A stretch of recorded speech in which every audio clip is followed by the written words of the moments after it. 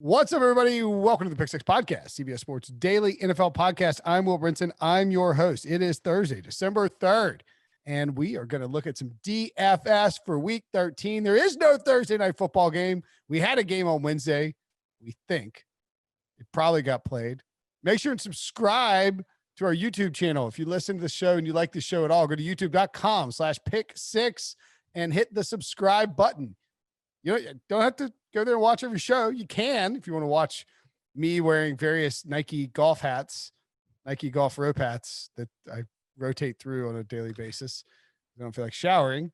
You want to see Derek Jeter, a cutout of Derek Jeter in this episode. You can, courtesy of Frank Stampfl, joining us at RotoFrank on Twitter. What's up, buddy? Yo, what's going on, Will? I noticed you and Debo like to wear these Nike hats a lot. Are you guys like have a little side thing going on there? Debo wearing Nike hats? I don't know. I feel like whenever I don't ever see Debo, he doesn't turn on his video for me.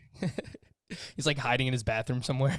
The Nike hats are, I think Will can attest to when it's a rough hair day or just showering doesn't take place as often during a pandemic. I think those explain the Nike hats for me.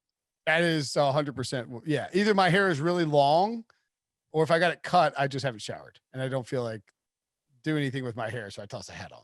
Oh, I hear you, man. Look, if while people are subscribing to the Pick Six YouTube channel, go ahead and subscribe to Fantasy Baseball Today, and you will see various videos of me wearing a polo hat because I just the sport polo or like it's like a Ralph Lauren hat. Ralph Lauren, yeah.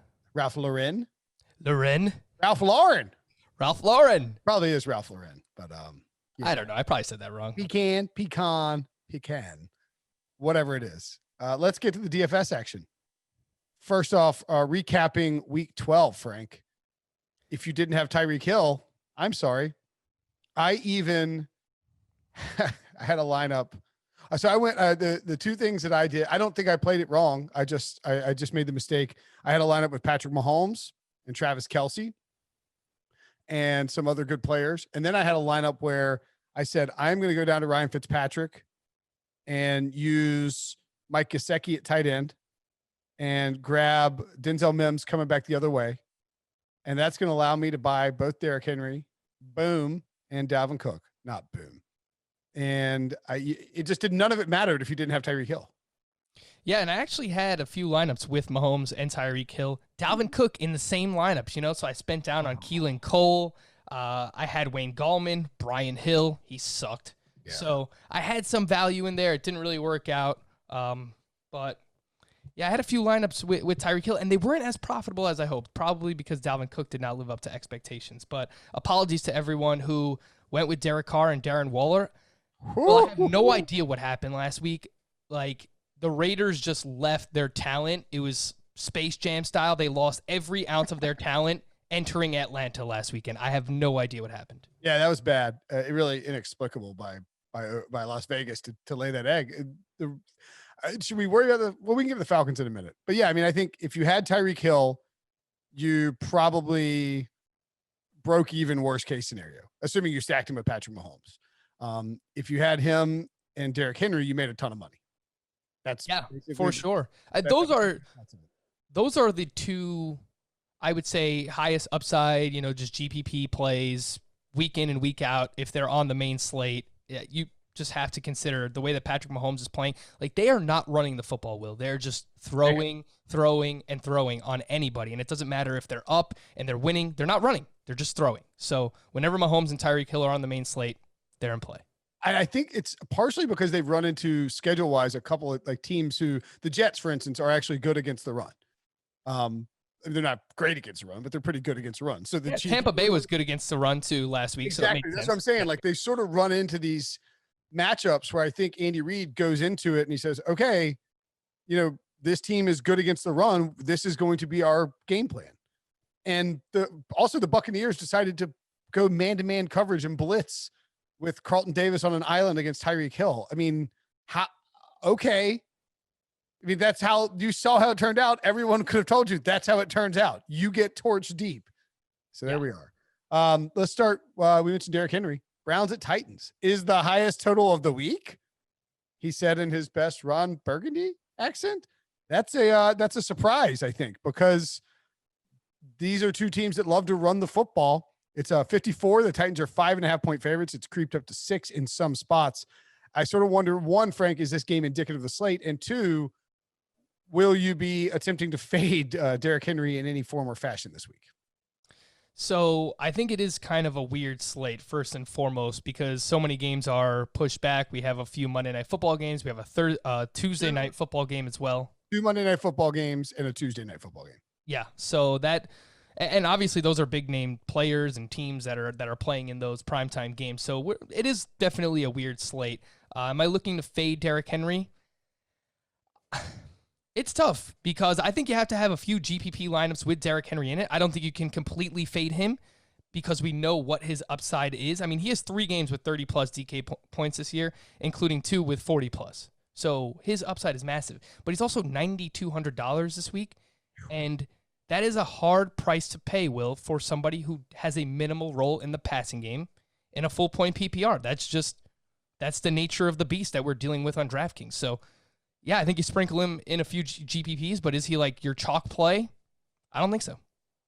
Hey, the thing is with Derrick Henry at 9,200, he's actually cheaper than Dalvin Cook. So you're not going to get both Dalvin Cook and Derrick Henry this week, although it is an enticing combination. I think when you look at Henry, he has had some boom bust games. Like, in other words, we've seen him go off and then come back to earth. But by and large, that has been, he blew up against Houston, right? Then he came back to earth with 20 carries, 75 yards, and a touchdown. Came back to earth, 20 carries, 75 yards, and a touchdown against Pittsburgh, a good rushing team. They lost to Cincinnati and had to pass. The following week against Chicago, a good rush defense team. He didn't do anything. Indianapolis, a good rush team when DeForest Buckner's in there, he didn't do anything. And then the past 2 weeks, really, he's just gone off at fairly cheap prices, $8,000 and $7,900. I think the question we have to ask ourselves is, how will Mike Vrabel treat Derrick Henry coming off 2 straight weeks of 55 carries? Because that's a lot of carries. Now, the Titans are very much in the playoff hunt. I mean, they're the favorite to win their division. They took down the Colts. Will they feed him here, or will we see something like that Buffalo game where they won huge 42-16, and after giving him almost 90 carries the first 3 weeks of the season, they decided to only give him 19 carries. Now, maybe that was like a COVID, like because of the COVID stuff, he wasn't in game shape. Well, I don't know what it was. I think that's the concern.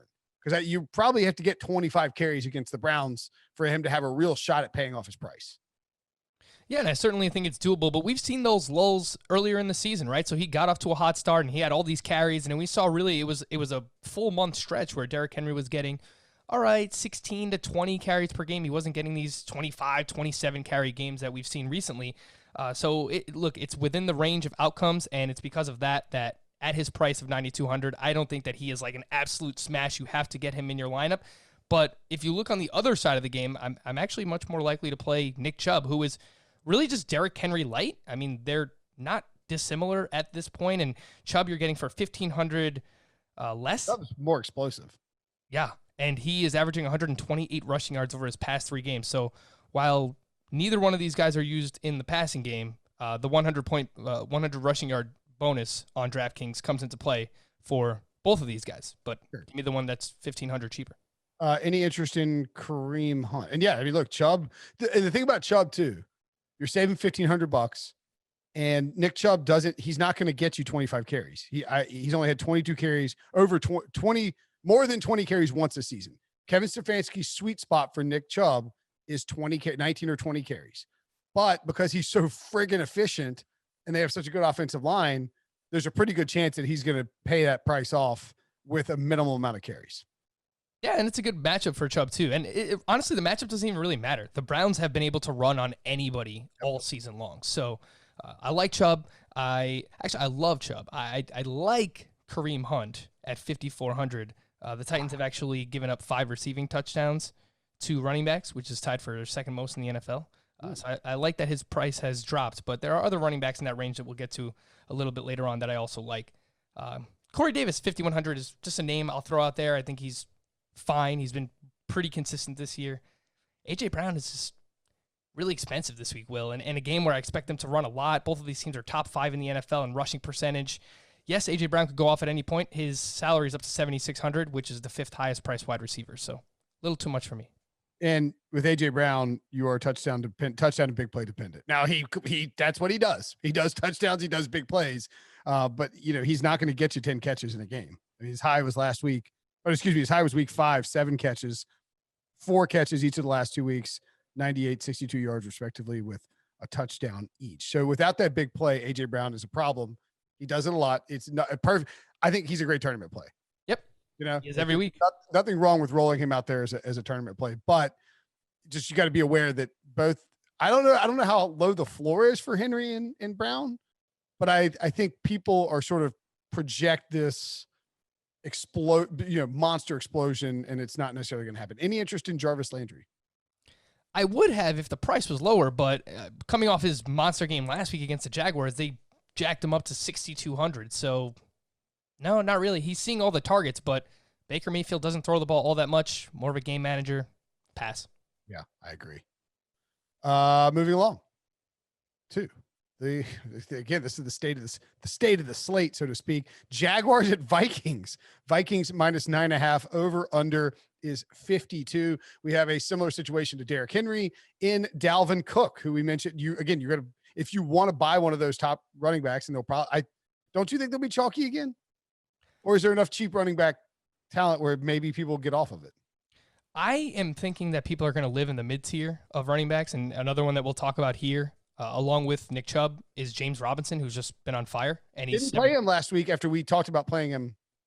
I mean, maybe I'll take notes this week on what we should do. I didn't have enough James Robinson either last week, so we're in the same boat. But he's what is there not to like about him? And he's 7,300. So yes, Henry and Cook, we know what their upside is. Dalvin Cook is 9,500, and he's banged up. So now, we heard Dalvin Cook say on Sirius XM on Wednesday morning, I believe, that he's like, look, I'm a running back. They're going to feed me. It doesn't matter. And I believe that, but I also believe one of the things you have to look at with Dalvin Cook specifically, I'll get back to James Robinson in a second, but on Cook, when you see his carries reduced, oftentimes it is in situations when the game is just out of hand, one way or the other, and they're forced to throw, or they want to bring in Madison and save him. And this reeks of a game where the Vikings have they're 9.5-point favorites at home against a bad Jaguars team that is better thanks to my boy Mike Glenn playing. But there's a really good chance that the Vikings have a 21-point lead at some point in the third quarter here, and it's just Alexander Madison time. And if that's the case, and you pay $9,500 for Dalvin Cook, you're screwed. Yeah, and a lot of people will always say, well, Dalvin Cook's going to be the reason why they have that 21-point lead, which is fair, but it could also be Kirk Cousins and the passing options, which Kirk Cousins is playing awesome right now. Over his last 4 games, he's averaging over 23 DraftKings points, and they're throwing more efficiently, and it's a great matchup for the passing options here. Jacksonville has given up multiple passing touchdowns in 5 straight games. So, yeah, I think the state of the quarterback position this week, Will, is a weird one. Trying to figure out quarterback. I think Kirk Cousins, even at 6,400, yes, there is some risk because you can't always bank on volume with the Vikings passing attack, but the way he's playing 6,400, yeah, I kind of like Kirk Cousins. Yeah, and I think that so Adam Thielen is off the COVID list, so he's gonna be back. Jacksonville can't stop anybody. I mean, in theory, I wish Cook was cheaper, because if he was, you could fade him with a Cousins stack, and just hope that like go with a Cousins, Jefferson, Thielen stack and say, all right, the Vikings are going to score a ton of points in a game with a high over under where people are going to focus on the running backs. Like, that's not a crazy idea.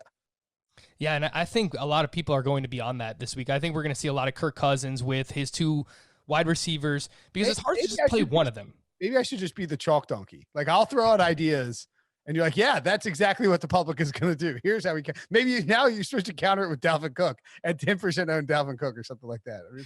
You will get Dalvin Cook at lower roster rate this week. There's no doubt about that. But just realize that there is risk. Yes, there is a very high reward. And I think you could bring it back with really any of the Jaguars wide receivers. They're all under 4K. Keelan Cole is probably my favorite because he played the most snaps last week, and he did see 6 targets. Colin Johnson, bit of a bigger play wide receiver, but he played the fewest snaps of their 3 wide receivers, so keep that in mind. But Keelan Cole at 3,800, I think is definitely in play. And James Robinson, I mean, just what he's done all season. He's like the RB6 in season long in fantasy points per game. So 7,300, even if they're trailing, I don't mind him.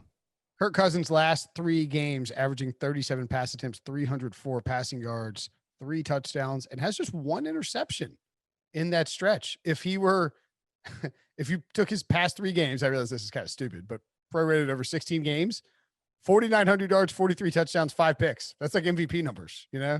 He's balling out. Yeah. And they're letting him throw a lot off of play action. They're getting Justin Jefferson involved. I mean, my only concern would be that Mike Zimmer, they get a lead and Mike Zimmer squats on it. But in theory, you should, hopefully you get some of those points from Kirk Cousins. Yeah, perfectly fine to play Kirk Cousins this week in DraftKings. Would you have any interest in Mike Glennon? I don't hate it. I think he's like sub 5K and he's popping up in some of the optimizers too. That's why I think this game is especially sneaky, because the Vikings defense, okay, it's been somewhat better, but it's still not good. And I think that there's a chance that the Jaguars can put up some points here, and we do get a bit of a back and forth. So yeah, at 5K, I don't think it's crazy. Any quarterback under 5K in a good matchup is in play, regardless of who they are. And Mike, I can call him Mike because we are friends. In all seriousness, Glennon, like he is. I think people really underestimate the skill gap and experience gap between Jake Luton, a 7th round rookie, operating, his first couple of games, versus Mike Glennon, who has been doing this for like 10 years. I mean, you can say whatever you want about Glennon, and I don't think he's going to go out there and, win 5 games for the Jaguars. I don't think he's going to shred, the 85 Bears or anything, but he's an experienced quarterback, and the Vikings defense isn't that great. It's very easy to see him, take some shots down the field. He completed less than 60% of his passes, but 235 pass yards, 2 touchdowns. And Doug Marrone needs to win some football games to save his job. So I don't think he's going to just feed James Robinson. I actually don't even hate Mike Glennon, James Robinson stack. Yeah, look, Glennon put up 18 DraftKings points last week at 4,600. So, I mean, if he gives you 15 to 18 again at 4,800, I mean, that's 3 times his value, and that's exactly what we're looking for. So I don't think it's crazy to consider Mike Glennon. The last name I'll throw in there, if Irv Smith is out, Kyle Rudolph, who was someone I actually pivoted off of Darren Waller in a bunch of lineups last week. Good for you. Kyle Rudolph, so that I could spend up at wide receiver, and it worked out. Kyle Rudolph is only 3,400, so make sure to pay attention to Irv Smith's status.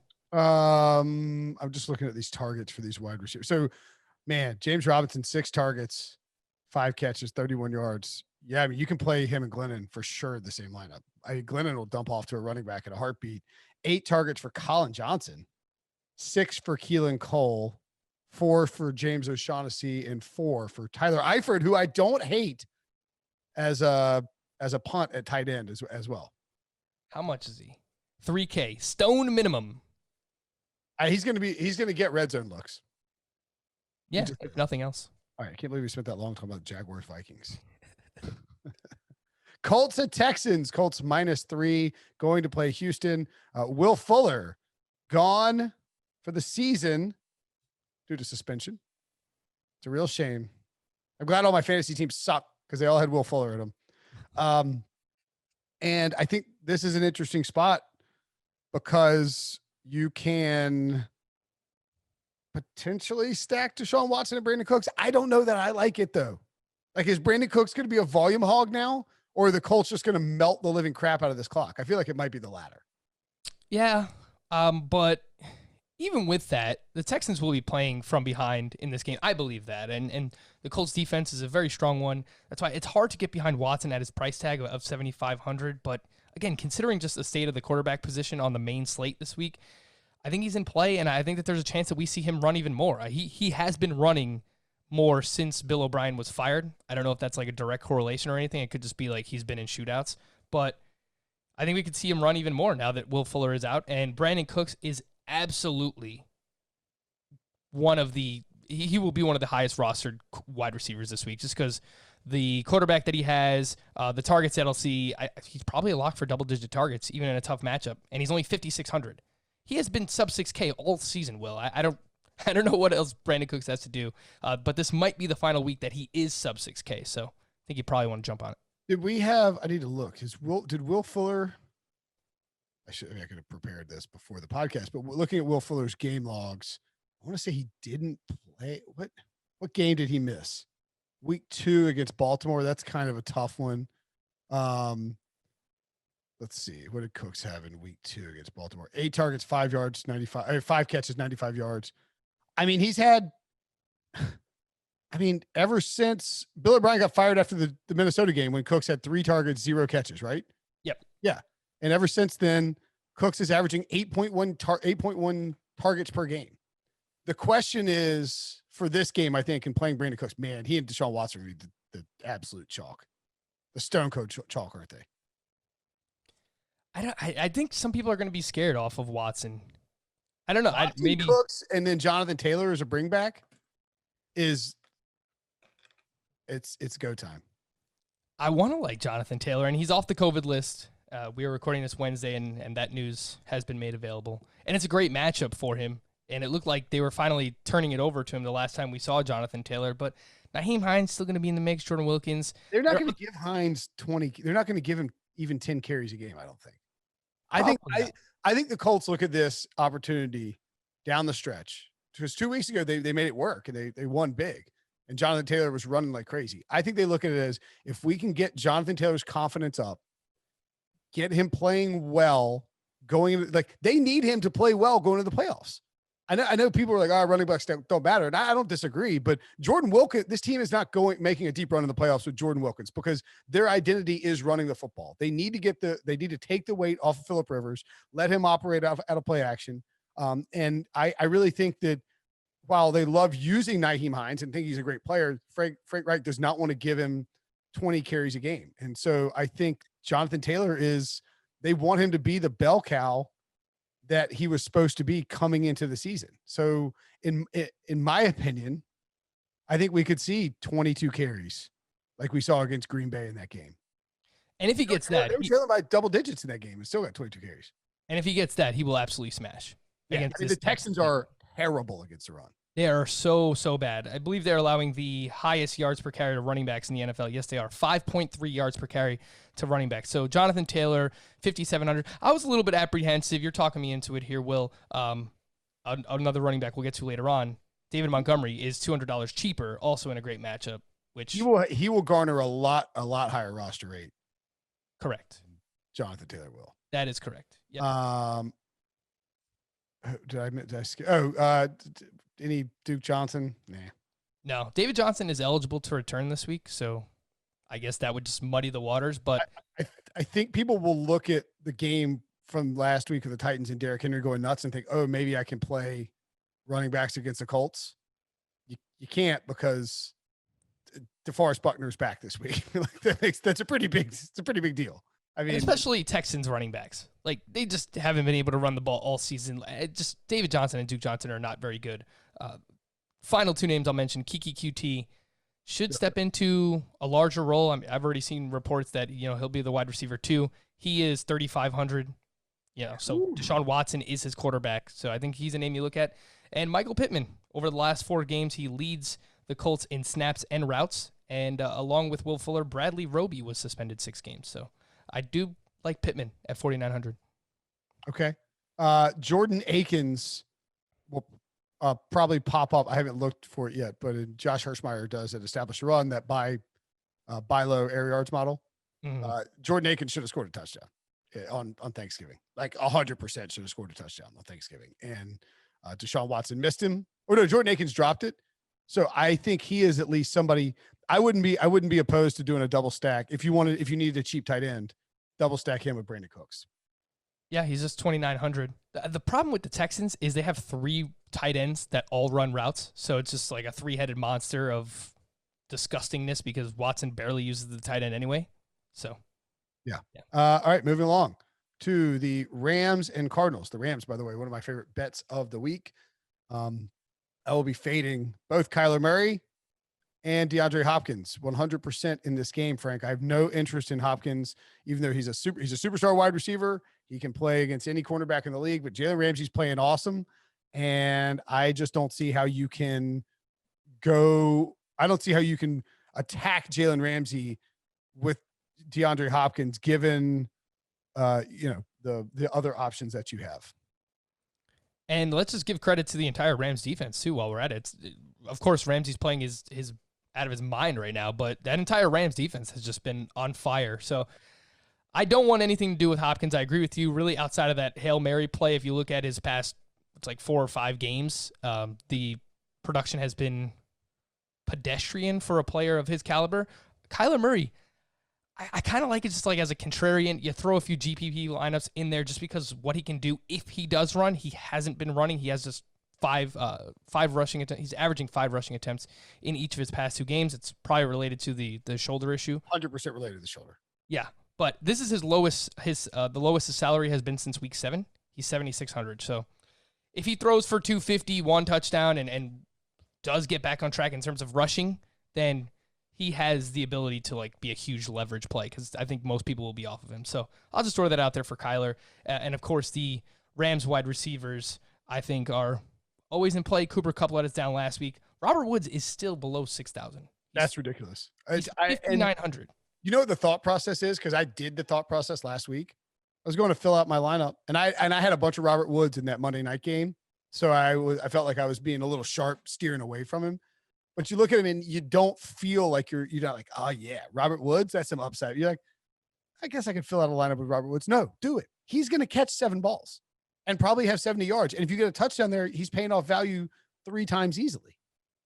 Yeah, he's kind of like Keenan Allen light, right? Like where before Keenan Allen didn't have this massive upside, but he would just be so solid, consistent. He'll get his targets, he'll get his receptions. He doesn't have like this, 200-yard type of upside, but Robert Woods has just been rock solid, and at his price, considering the Cardinals have struggled against wide receivers recently, they've given up 9 touchdowns to the position over their last 5 games.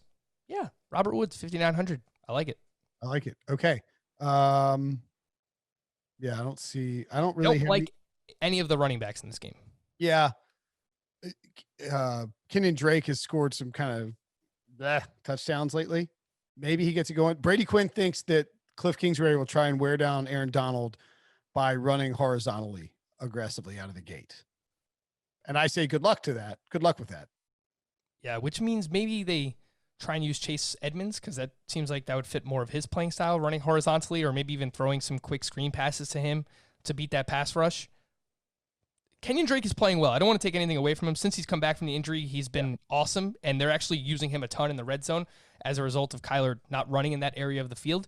So let me not completely downplay all the running backs in this game. The Rams, it's hard to trust anything that they're doing there because it looks like Cam Akers is the guy who's taking over. Yeah, but see, I think people will be on Cam Akers this week. He had 9 carries. Let's settle down, people. I mean, he had that one long run. If you take that, you can't really take that away, but he had a 61-yarder. He did play on 27% of the snaps. So, his snap count over the last 4 weeks, 21, 26, 17, and 27%. That's good. That is an increase. That is not something, in my opinion, that you want to bank on for fantasy production because you're going to need a touchdown to pay it off. And I don't foresee some situation. Now, he had 33% in week 1. I just don't see a situation where he gets cranked up to 35% of the snaps and 35% of the carries. Like they're just going to rotate in all 3 of those guys for the rest of the season. Yeah, imagine the Bucs situation, that hot hand approach, but with another running back. Yeah, exactly. It's a nightmare. So don't mess with those guys. Okay. Moving along. No interest in Jared Goff, right? I don't hate it just because the quarterback position is just weird this week. Yeah. He's not one of my favorite ones, but yeah, I won't have much exposure to him. Okay. Giants at Seahawks. Seahawks -10. The over-under is 48. Russell Wilson. This feels like if you look at the run pass splits for the Seahawks, they have evened out. They have taken Russ's oven and spatula away, and they've given him a microwave. They're letting Russ microwave. He is not cooking. He is microwaving, and it is a little risky. I don't think it matters in some cases, but I'm curious, Frank, do you think that the Seahawks will try to attack the Giants on the ground? Because I think that's a dumb idea. If you attack them through the air, you can get a big lead and then pound with Chris Carson and Carlos Hyde, who, by the way, that Pete Carroll's a liar forever. He said they were going to feed Chris Carson. They didn't. Chris Carson saw minimal snaps. Carlos Hyde was in there a ton. I think they will probably continue that this week as they build up Chris Carson for the postseason. They don't want to overexpose him. So I'm probably not interested in either running back there. I can definitely see why you'd want DK Metcalf, but James Bradbury's played pretty well. I'm not sure that even matters when it's DK Metcalf. No, it does not matter. I think we've seen that now with Metcalf, what he just did to Darius Slay this past week. The problem with this entire situation with the Seahawks is I agree with you. I could see them come out and the smart thing would be for them to throw early and be aggressive. But I think that they're just kind of past that. And I think that we're going back to the Stone Age Seattle Seahawks here, where they're going to try and run. Russell Wilson is averaging 29.5 pass attempts over his last 2 games. So you're right. They are not letting him throw as much as they did. And the prices for these guys are still super high based on a game environment that I just don't really like. How is this total 48, Will? I just don't get it. High. I don't get it either. If Colt McCoy is the quarterback, where are the points coming from with the Giants? So it's projected, if it's a 10-point spread, what is it projected to be? Third. How can I not do the math? It's so what? Minus. I'm terrible at math, apparently. It'd be 38, so 15 plus the 19, 29 to 19. Yeah. How are the Giants scoring close to 19 points?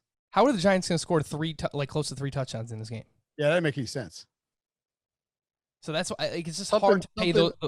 It's hard to pay those prices for this type of game environment. Sorry, go ahead. It's hard to pay those prices for this type of game environment. I agree with that. And I really do think while they might not be able to pound the ball with their running backs, that they might try to pound the ball with their running backs. And which running back is it going to be? If they do let Chris Carson loose in this game, he's $6,300. Okay, I mean, it's a pretty fair salary for him. But if they're up big in the second half, I assume we probably just see Carlos Hyde anyway at that point. Yeah, I tend to think that too. I might just stay away from this game entirely. And with us saying that, it's probably a great contrarian game, Will. That's exactly right. That's a great point. It probably is a great contrarian game. Okay, let's take a break. When we come back, we will rip through the rest of the games on the slate. By the way, you can follow Pick Six Pod at Pick Six Pod on both Twitter and Instagram. Fantastic social content created by our excellent social media team. They are given the freedom to do whatever they want, Frank, essentially on those accounts, and they do it. They did, the Spotify Wrapped things. They did one for the Bears, which I thought was pretty amusing. It's like 5 Bears songs, like Bad, Yesterday, Sounds of Silence, just Hello Darkness, My Old Friend. So go check that out. And follow Frank as well at Frank. Is it Frank _Roto or just Roto Frank? Yeah, Roto _Frank. Roto _Frank on Twitter as well for great information there. Patriots, a pick'em at the Chargers, the over under 47. Now we're to the meaty mid-40s portion of the program. I don't mind Justin Herbert. Actually, who I'm 100% playing a ton of this week? Austin Eckler. You have to. I'm so mad that I got scared off of him last week. I was starting to get all in on him, and I almost ended up with an Austin Eckler Derrick Henry combo, and then I was like, no, I need to get Dalvin Cook. Eckler has played, I think, 3 games with Justin Herbert, and in 2 of them he has 11 targets each. Yeah, it's massive. His target share is outrageous. He's 100% healthy. He loves scoring fantasy points. Justin Herbert loves checking down. And I think you'll see lots of complex stuff on the back end from Bill Belichick in this game, trying to confuse a rookie quarterback. And as a result, he's going to dink and dunk down to Eckler a ton. Yeah, that's why I do have some pause with Justin Herbert, but I like where the salary has come down to at $6,900. Austin Eckler, 100%. I just love running backs. I think we see a lot of running on both sides in this game, and even if it's not running, it's going to be throwing to Austin Eckler. A 31% target share last week in his first game back, career high 25 touches. I think the takeaway there, Will, is whenever we get a report like, oh, this player is going to be limited, just fade it. Just do exactly the opposite of what they're saying. Because and when we get a report that's like, this guy's a full go, then fade it because he's not. Yeah, because every time we've heard something like that this season, the exact opposite has happened. So Austin Eckler, 7,100. I think he's going to be very, very chalky this week. Sure. And he had 16 targets last week. Yeah. Holy crap. 11 targets, 85 catches. 85 receiving yards. 11 catches, 85 receiving yards. That's like, what's his price again? 7,100. That's like, that pays off the wide receiver at 7,100. He's 2,400 less than Dalvin Cook. He's just going to outscore Dalvin Cook. He's going to be highly rostered. Yeah, he might be the absolute chalk. He's the answer. He's probably my answer, or maybe your answer when we get to who's the chalk player you're playing anyway. Maybe it's Austin Eckler. Herbert, I don't mind. A little concerned that they only put up 17 points against a questionable Buffalo defense. Although I think it is possible Buffalo is rounding into form. Should we be concerned at all about Keenan Allen? He did have 10 targets anyway. Hunter Henry had 10 targets too. Herbert threw the damn ball 52 times in this game. Yeah, that is what's helping that entire offense right now, is that they are just throwing a ton. But with Eckler back last week, Keenan Allen, yes, 10 targets is great, but in terms of target share, that was just 20% of the target share, which, without Eckler, Keenan Allen was consistently, 25 to 30% of the target share. So at 8,100, yeah, it's kind of tough to endorse Keenan Allen at that price. And Belichick likes to take away the number one weapon.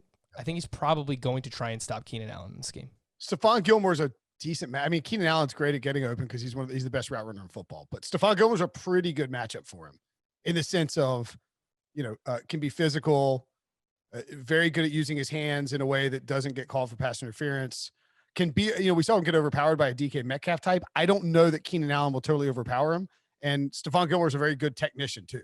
So I think I would stay away from Keenan Allen and just attack Austin Eckler here, even though he's super chalky. Any interest in Patriots players? I think the running backs are in play just because you can run on the Chargers. Sure. And Damian Harris played his season high 64% of the snaps last week. He's not going to catch any passes, so keep that in mind. He's 5,200. James White is 5K. So if this game turns into a little bit of a shootout, some back and forth, we could see some targets for James White.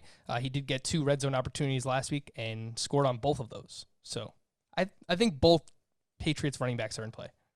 Yeah.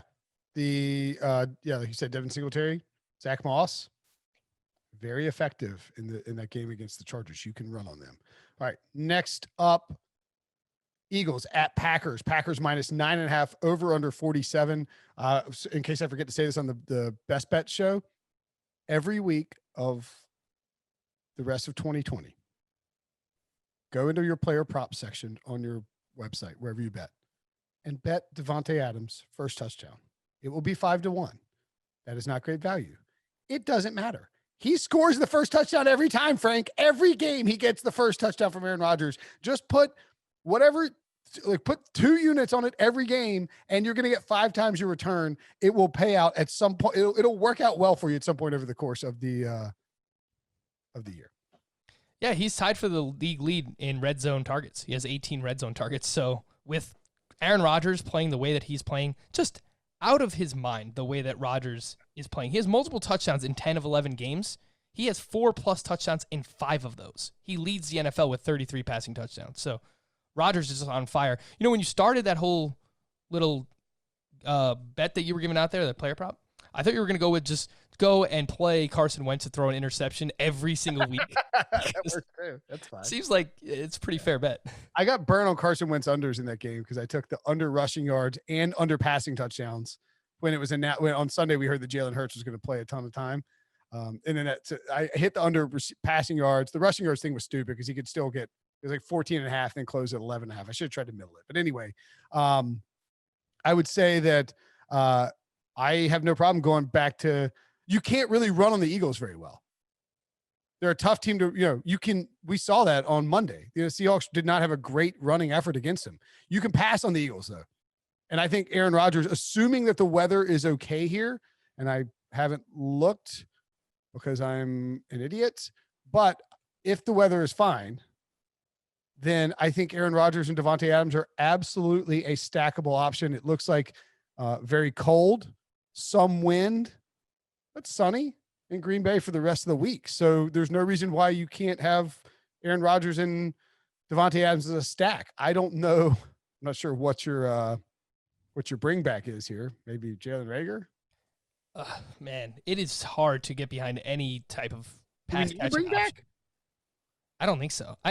Maybe Miles Sanders, because the Packers are just so bad against running backs. They just made David Montgomery look like an NFL running back. Think about that. They just made David Montgomery look good. And Green Bay has given up 100 total yards or a touchdown to a running back in every single game this season. So if Miles Sanders can't get it done in this spot, I just don't think it's going to happen. I will mention Zach Ertz has been activated. He will play this week. He's $3,900. Wow. Okay. That is super cheap. Yep. And Ertz is Carson Wentz's security blanket. He hadn't been very good. Nobody's going to want to play him. He should be under-owned, right? Or under-rostered, right?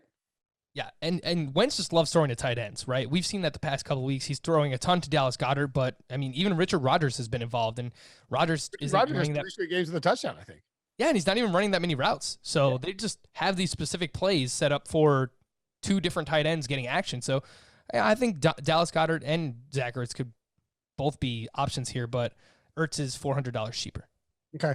I don't have any interest in Aaron Jones or Jamal Williams here. Me neither. I think Aaron Jones is still pretty expensive. Well, it's just hard. It's hard to get to them because they're expensive. And I think it'll be hard to pay off what. Yeah. So Aaron Jones, 7,200. I mean, I'd rather have James Robinson at 7,300 or Austin Eckler at 7,100. Yeah, absolutely. Aaron Jones won't be very highly owned either because of that. But I just have a hard time seeing how he pays off this. I just don't see how he pays off this price, quite frankly. And they've been using Jamal Williams more recently as well. Yeah. So if the Packers are up big, it's probably because Rodgers, Devontae, and they could go to Jamal Williams or even some AJ Dillon here. And even against Philadelphia, you just can't pound the ball to run down the clock. They're just too good against the run. So hard pass for me. Raiders at the Jets, over under 47. The Raiders, as you mentioned off the top, Frank, absolutely killed everyone in DFS last week. I cannot imagine anyone wants anything to do with Derek Carr or Darren Waller this week, but the Jets are a very enticing option. Oh, God. Well, what's the saying about insanity, Will? It is the same thing over and over and expect a different result. Smashing your finger with a hammer over and over again. Yeah. Keep putting Derek Carr in your lineup. That's the definition of insanity. 5,800, Frank.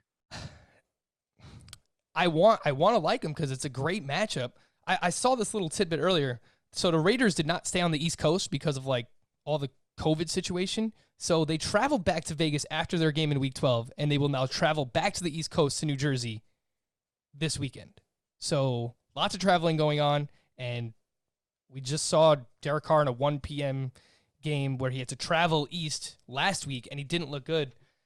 And don't forget, last year they famously pooped their pants against the Jets, a terrible Jets team in the Meadowlands. Adam Gase and Sam Darnold destroyed the Raiders last year in the same spot. I almost wish they'd been competent against the Falcons because I would have hammered the Jets plus 7.5 here. I don't know that I'm that comfortable doing it now, but yeah, it's the same spot for Derek Carr. Why are we confident?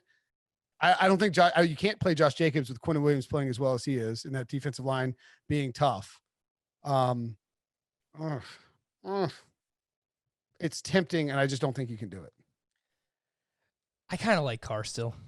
I'm crazy. And Waller, look, if Carr has success, it's going to be because of Darren Waller. The Jets are allowing the most fantasy points to opposing tight ends. So Waller was $6K last week, had a terrible game, and somehow his salary went up to $6,100. So do with that what you will.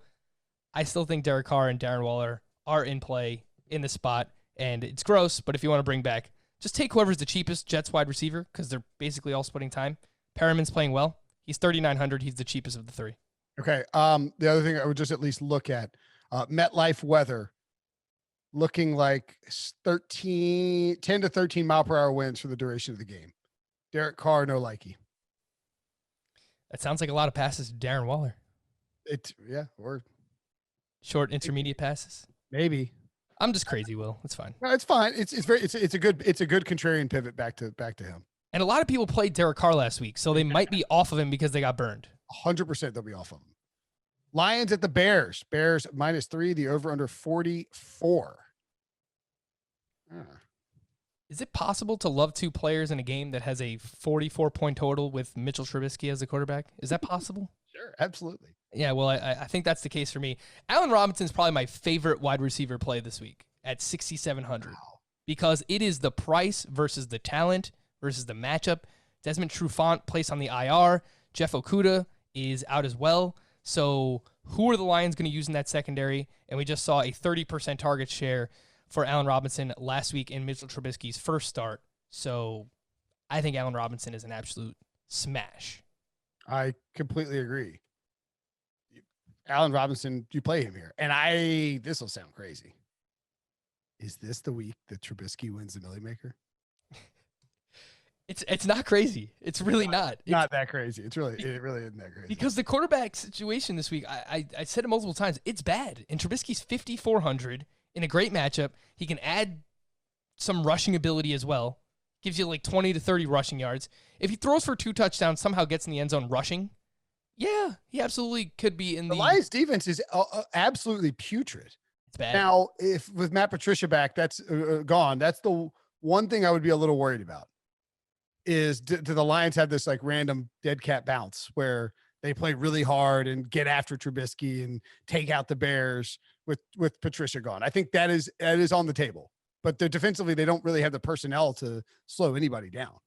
Will, get out of my head because you just read my mind. I just don't think they have the players to get that done. And given the injuries that they have in the secondary, I don't really see how they can do.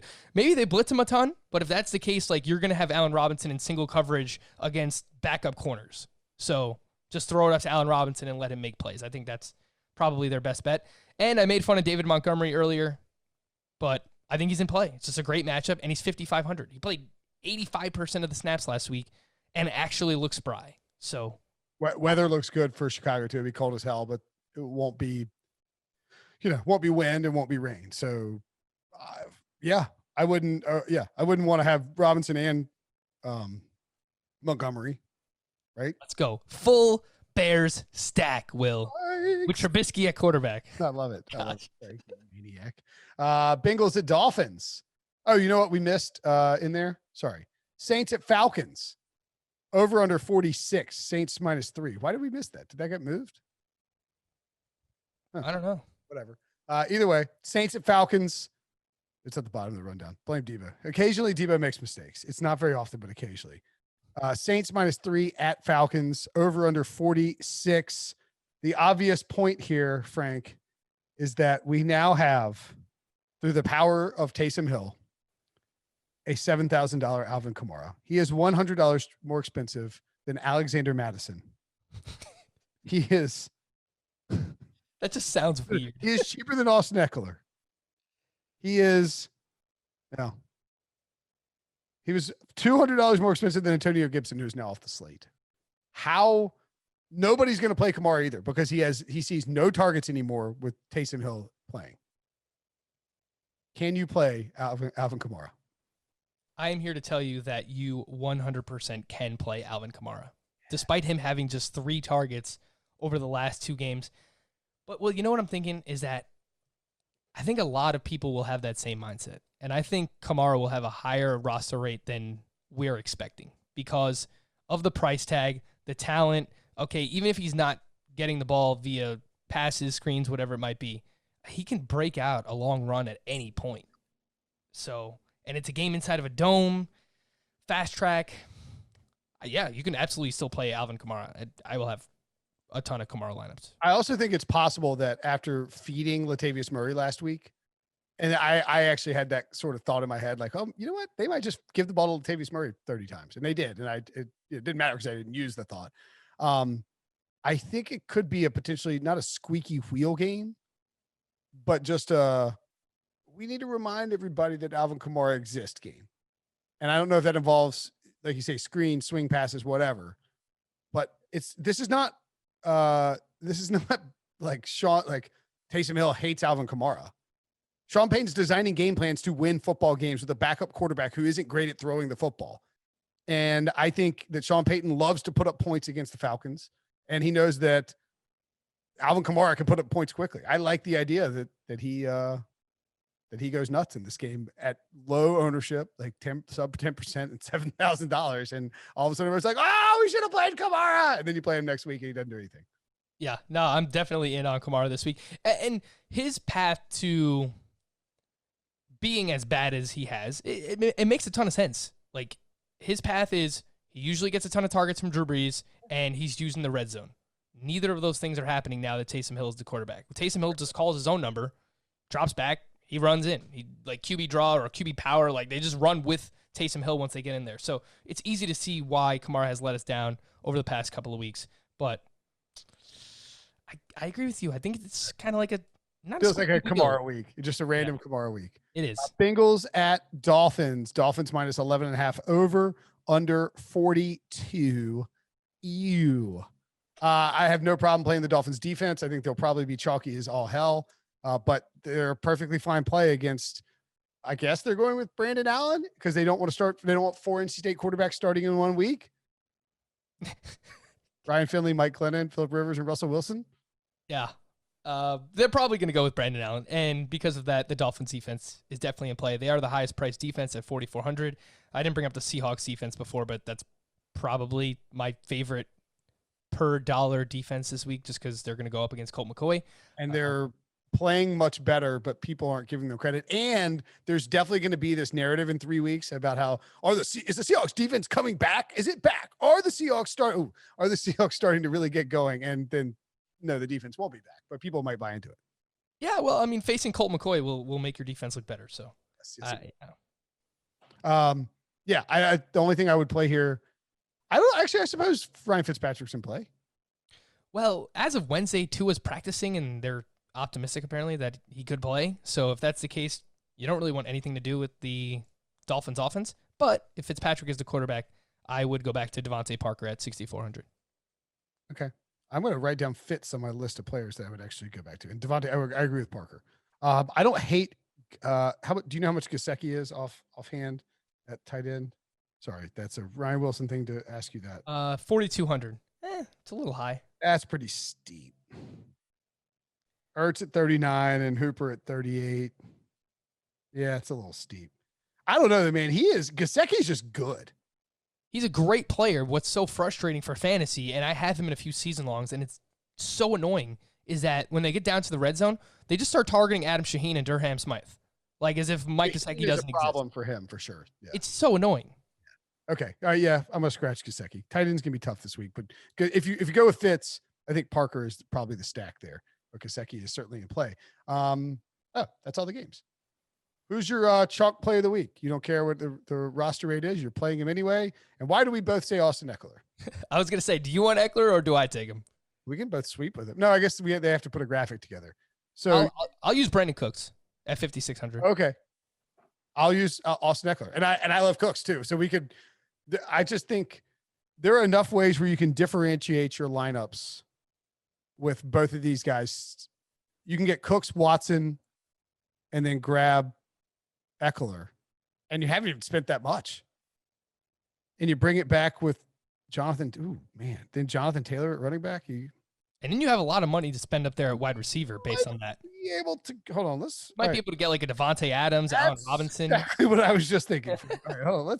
While you discuss some value plays that you like and that we've mentioned, which I'm pawning off on you because I'm lazy, or I'm not lazy because I'm putting this lineup together to see what we got. Go ahead and throw some value plays out there, and I'll put this thing together.